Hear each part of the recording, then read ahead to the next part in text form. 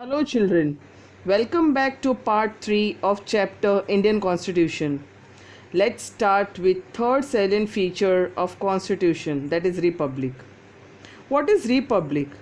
A republic is a form of government where the citizens have the supreme power and they exercise that power by voting and electing representative to make decision and govern.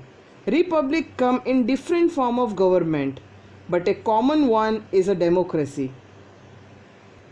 When we see at the function of government, it has three organs. So these three organs of the government are legislature, executive and judiciary. Legislature makes the laws, executive implements the laws and judiciary makes sure that the laws are obeyed.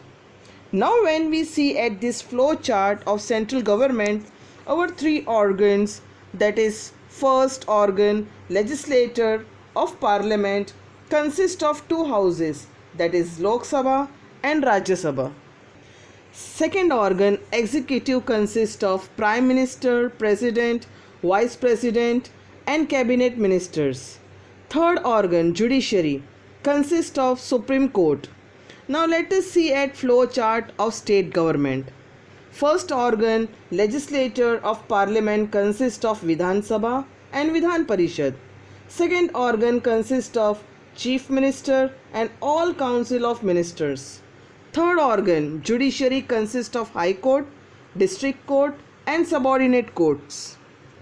Now let's see fourth feature of the Indian Constitution, that is federal state. This refers to the existence of more than one level of government in the country. First tier is central government, second is the state government and third tier is local government. This level are made because India is a big country with huge population. So only one government can't care and welfare about all people. So they have made these levels, tiers. Especially at the local level, we have municipality in urban areas and Gram Panchayat in rural areas. Now let's discuss fifth and last feature of the Indian Constitution, that is fundamental rights. The fundamental rights of Indian citizen guarantee that the resident of the land can lead a peaceful life as long as they inhabit the country. As these rights are fundamental or say essential for existence and all-round development of individual, hence they are called fundamental rights. This includes individuals' right common to most, such as equality before the law, freedom of speech, freedom of religion, right against exploitation, cultural and educational rights, rights to constitutional remedies.